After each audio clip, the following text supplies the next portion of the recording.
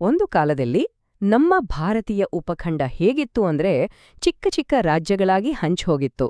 ಆದ್ರೆ ಆಮೇಲೆ ಬಂತು ಕಬ್ಬಿಣ ಯುಗದ ಒಂದು ಮಹಾನ್ ಶಕ್ತಿ, ಅದುವೇ ಮೌರ್ಯ ಸಾಮ್ರಾಜ್ಯ. ಇದೇ ಮೊದಲ ಬಾರಿಗೆ ಇಡೀ ಭಾರತವನ್ನು ಒಂದುಗೂಡಿಸಿದ್ದು. ಇದು ಕೇವಲ ಇನ್ನೊಂದು ರಾಜ್ಯ ಆಗಿರಲಿಲ್ಲ, ಅದಕ್ಕಿಂತ ಹೆಚ್ಚು. ಇದು ಪ್ರಾಚೀನ ಭಾರತದ ಮೊಟ್ಟಮೊದಲ ಮಹಾಶಕ್ತಿ, ಅಂದ್ರೆ ಒಂದು ಸೂಪರ್ ಪವರ್. ಇದರಿಂದ ಈ ಇಡೀ ಪ್ರದೇಶದ ರಾಜಕೀಯ ಮತ್ತು ಸಾಂಸ್ಕೃತಿಕ ಚಿತ್ರಣವೇ ಪೂರ್ತಿಯಾಗಿ ಬದಲಾಯಿತು. ಹಾಗಿದ್ರೆ ಹೇಗೆ ಒಂದು ಕುಟುಂಬ ಒಂದು ಸಂಪೂರ್ಣ ಉಪಖಂಡವನ್ನು ಒಗ್ಗೂಡಿಸಿತು? ಅಷ್ಟೇ ಅಲ್ಲ, ಜಗತ್ತಿನ ಮೇಲೆ ತನ್ನ ಪ್ರಭಾವ ಬೀರಿದ್ದು ಹೇಗೆ? ಬನ್ನಿ ಈ ಅದ್ಭುತ ಕಥೆಯನ್ನ ಕೇಳೋಣ. ಸರಿ, ಕಥೆ ಶುರು ಮಾಡೋಣ. ಮೊದಲು ಈ ಸಾಮ್ರಾಜ್ಯದ ಸಂಸ್ಥಾಪಕ ಚಂದ್ರಗುಪ್ತ ಮೌರ್ಯನ ಬಗ್ಗೆ ತಿಳ್ಕೊಳ್ಳೋಣ. ಚಂದ್ರಗುಪ್ತ ಬರೋದಕ್ಕಿಂತ ಮುಂಚೆ ಭಾರತ ಹೇಗಿತ್ತು ಅಂದ್ರೆ ಮಹಾಜನಪದಗಳು ಅಂತ ಕರೀತಿದ್ದ 16 ಸಣ್ಣ ಪುಟ್ಟ ರಾಜ್ಯಗಳಾಗಿ ಒಡ್ದೋಗಿತ್ತು. ಊಹಿಸ್ಕೊಳ್ಳಿ, ಪ್ರತಿಯೊಂದಕ್ಕೂ ಅದರದೇ ಆಡಳಿತ, ಅದರದೇ ಸೈನ್ಯ. ಇದರಿಂದ ಏನಾಗ್ತಿತ್ತು? ನಿರಂತರ ಸಂಘರ್ಷ. ಸರಿ, ಈ ರೀತಿ ಅರಾಜಕತೆ ಇದ್ದಾಗ ಚಂದ್ರಗುಪ್ತ ಮಿಂಚಿನ ವೇಗದಲ್ಲಿ ಅಧಿಕಾರಕ್ಕೆ ಬರ್ತಾನೆ. ಮೊದಲೇನ್ ಮಾಡ್ತಾನೆ? ಬಹಳ ಶಕ್ತಿಯುತವಾಗಿದ್ದ ನಂದ ಸಾಮ್ರಾಜ್ಯವನ್ನೇ ಮಣಿಸ್ತಾನೆ. ಆಮೇಲೆ ಅಲೆಕ್ಸಾಂಡರ್ನ ಸೇನಾಧಿಪತಿಗಳನ್ನ ವಾಯುವ್ಯ ಭಾರತದಿಂದ ಹೊರದಬ್ಬುತ್ತಾನೆ. ಇನ್ನು ಕೊನೆಗೆ ಬಲಿಷ್ಠ ಗ್ರೀಕ್ ಸೇನಾಧಿಪತಿ ಸೆಲ್ಯೂಕಸ್ನು ಸೋಲಿಸಿ ತನ್ನ ಸಾಮ್ರಾಜ್ಯವನ್ನು ಗಟ್ಟಿ ಮಾಡ್ಕೊಳ್ತಾನೆ. ಆದ್ರೆ ಪ್ರಾಚೀನ ರೋಮನ್ ಇತಿಹಾಸಕಾರರೊಬ್ಬರು ಹೇಳಿರೋ ಒಂದು ಮಾತು ಚಂದ್ರಗುಪ್ತನ ಆಡಳಿತದ ಬಗ್ಗೆ ಚರ್ಚೆ ಶುರು ಮಾಡುತ್ತೆ.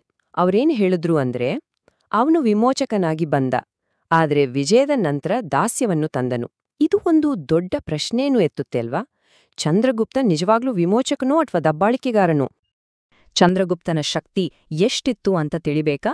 ಒಂದು ಸಣ್ಣ ಉದಾಹರಣೆ ಸಾಕು. ಸೆಲ್ಯೂಕಸ್ ಜೊತೆ ಶಾಂತಿ ಒಪ್ಪಂದ ಮಾಡ್ಕೊಂಡಾಗ ಅವನಿಗೆ 500 ಯುದ್ಧ ಆನೆಗಳನ್ನ ಕೊಡ್ತಾನೆ. 500. ಆ ಕಾಲದಲ್ಲಿ ಇವು ಯುದ್ಧದ ಟ್ಯಾಂಕ್ಗಳಿದ್ದ ಹಾಗೆ. ಅಂದ್ರೆ ಮೌರ್ಯರ ಸೈನ್ಯ ಜಗತ್ತಿನ ವೇದಿಕೆ ಮೇಲೆ ಎಷ್ಟು ಪ್ರಬಲವಾಗಿತ್ತು ಅನ್ನೋದು ಇದರಿಂದ ಗೊತ್ತಾಗತ್ತೆ. ಸರಿ, ಇದು ಚಂದ್ರಗುಪ್ತನ ಕಥೆ.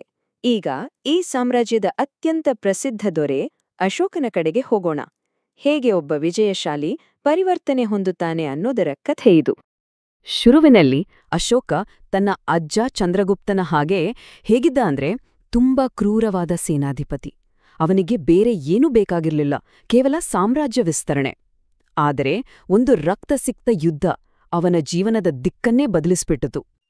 ಆ ಘಟನೆ ಬೇರೆ ಯಾವುದೂ ಅಲ್ಲ, ಕಳಿಂಗ ಯುದ್ಧ. ಊಹಿಸ್ಕೊಳ್ಳಿ, ಈ ಯುದ್ಧದಲ್ಲಿ 1,00,000ಕ್ಕೂ ಹೆಚ್ಚು ಸೈನಿಕರು ಮತ್ತು ನಾಗರಿಕರು ಸಾವನ್ನಪ್ಪಿದ್ರು. ಈ ಭಯಂಕರ ರಕ್ತಪಾತ, ಈ ವಿನಾಶವನ್ನು ಕಣ್ಣಾರೆ ಕಂಡ ಅಶೋಕನ ಮನಸ್ಸು ಕಲಕಿ ಹೋಗುತ್ತೆ.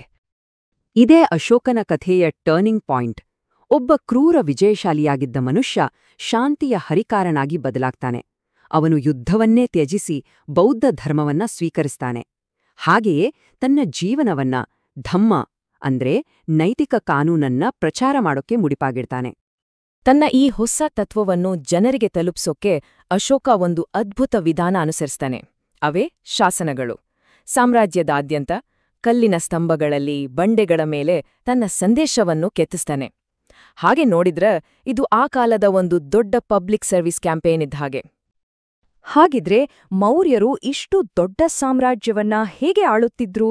ಅವರ ಆಡಳಿತ, ಅವರ ಸೈನ್ಯ, ಅದರ ಹಿಂದಿನ ರಹಸ್ಯ ಏನು? ಗ್ರೀಕ್ ರಾಯಭಾರಿ ಮೆಗಾಸ್ಥೆನೀಸ್ ಬರೆದಿರೋ ಪ್ರಕಾರ ಮೌರ್ಯರ ಸೈನ್ಯ ಕೇಳ್ದ್ರೆ ಆಶ್ಚರ್ಯ ಆಗತ್ತೆ. 6,00,000 ಪದಾತಿಗಳು, 30,000 ಅಶ್ವದಳ ಮತ್ತು 9,000 ಯುದ್ಧ ಆನೆಗಳು. ಇದು ಆ ಕಾಲದ ವಿಶ್ವದ ಅತ್ಯಂತ ದೊಡ್ಡ ಸೈನ್ಯಗಳಲ್ಲಿ ಒಂದು. ಹಾಗೆಯೇ ಈ ಸಾಮ್ರಾಜ್ಯದ ನಿಜವಾದ ಬೆನ್ನೆಲುಬಾಗಿತ್ತು.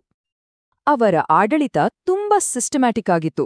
ಕೇಂದ್ರದಲ್ಲಿ ಚಕ್ರವರ್ತಿ, ಅವನ ಕೆಳಗೆ ರಾಜ್ಕುಮಾರರು ಆಳುತ್ತಿದ್ದ 4 ಪ್ರಾಂತ್ಯಗಳು. ಇನ್ನು ನಗರ ಮಟ್ಟದಲ್ಲಿ ದಿನನಿತ್ಯ ವ್ಯವಹಾರಗಳನ್ನು ನೋಡ್ಕೊಳ್ಳೋಕೆ ನಗರಸಭೆಗಳು. ಈ ವ್ಯವಸ್ಥೆ ಸಾಮ್ರಾಜ್ಯವನ್ನು ತುಂಬಾ ಎಫಿಷಿಯಂಟ್ ಆಗಿ ನಡೆಸೋಕೆ ಸಹಾಯ ಮಾಡಿತು. ಸರಿ, ಕೊನೆಯ ಭಾಗಕ್ಕೆ ಬನ್ನಿ. ಈಗ ಸಾಮ್ರಾಜ್ಯದ ಪತನ ಹಾಗೂ ಅದು ನಮ್ಮ ಮೇಲೆ ಬಿಟ್ಟಿರೋ ಪರಂಪರೆ, ಅದರ ಬಗ್ಗೆ ನೋಡೋಣ. ಅಶೋಕನ ಮರಣದ ನಂತರ ಸಾಮ್ರಾಜ್ಯವು ದುರ್ಬಲ ಉತ್ತರಾಧಿಕಾರಿಗಳ ಕೈಯಲ್ಲಿ ಕ್ರಮೇಣ ಕುಸಿಯಲು ಶುರುವಾಗುತ್ತೆ. ಕೊನೆಗೆ ಕ್ರಿಪು 885ರಲ್ಲಿ ಕೊನೆಯ ಮೌರ್ಯ ಚಕ್ರವರ್ತಿಯನ್ನು ಅವನದ್ದೇ ಸೇನಾಪತಿ ಕೊಲೆ ಮಾಡಿದಾಗ ಭಾರತದ ಮೊದಲ ಮಹಾಸಾಮ್ರಾಜ್ಯ ಅಂತ್ಯ ಕಾಣುತ್ತೆ. ಹೀಗೆ ಭಾರತದ ಮೊದಲ ಮಹಾಶಕ್ತಿ ಮೌರ್ಯ ಸಾಮ್ರಾಜ್ಯ ಇತಿಹಾಸದ ಪುಟಗಳಿಂದ ಕಣ್ಮರೆಯಾಗಿ ಹೋಯಿತು. ಆದರೆ ಕಥೆ ಇಲ್ಲಿಗೆ ಮುಗಿಯಲ್ಲ. ಸಾಮ್ರಾಜ್ಯ ನಾಶವಾದರೂ ಅದರ ಚಿಹ್ನೆಗಳು, ಅದರ ಆದರ್ಶಗಳು ಇವತ್ತಿಗೂ ಜೀವಂತವಾಗಿವೆ. ಹೇಗೆ ಜೀವಂತವಾಗಿದೆ ಅಂದ್ರೆ ನೋಡಿ, ಸಾರನಾಥದ ಅಶೋಕ ಸ್ತಂಭದ ಸಿಂಹ ಲಾಂಛನವು ಇವತ್ತು ನಮ್ಮ ಆಧುನಿಕ ಭಾರತದ ರಾಷ್ಟ್ರೀಯ ಲಾಂಛನವಾಗಿದೆ. ಅದೇ ರೀತಿ ಅಶೋಕನ ಧರ್ಮಚಕ್ರ ನಮ್ಮ ರಾಷ್ಟ್ರಧ್ವಜದ ಮಧ್ಯಭಾಗದಲ್ಲಿದೆ, ನ್ಯಾಯ ಮತ್ತು ಪ್ರಗತಿಯ ಸಂಕೇತವಾಗಿ.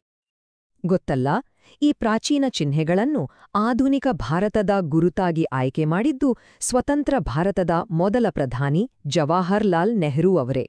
ಅವರು ಈ ಶಕ್ತಿಯುತ ಚಿಹ್ನೆಗಳಲ್ಲಿದ್ದ ಐತಿಹಾಸಿಕ ಮಹತ್ವವನ್ನು ಗುರುತಿಸಿದ್ರು. ಸರಿ, ಕೊನೆಗೆ ಒಂದು ಪ್ರಶ್ನೆ. ಒಂದು ವೇಳೆ ಕಳಿಂಗ ಯುದ್ಧ ಆದಮೇಲೆ ಅಶೋಕನ ಮನಸ್ಸು ಪರಿವರ್ತನೆ ಆಗದೇ ಇದ್ದಿದ್ದಿರೆ, ಅವನಿಗೆ ಪಶ್ಚಾತ್ತಾಪವೇ ಆಗಿರ್ಲಿಲ್ಲ ಅಂದ್ರೆ ಈ ಜಗತ್ತಿನ ಇತಿಹಾಸದ ಹಾದಿ ಹೇಗಿರಬಹುದಿತ್ತು? ಯೋಚಿಸಿ ನೋಡಿ.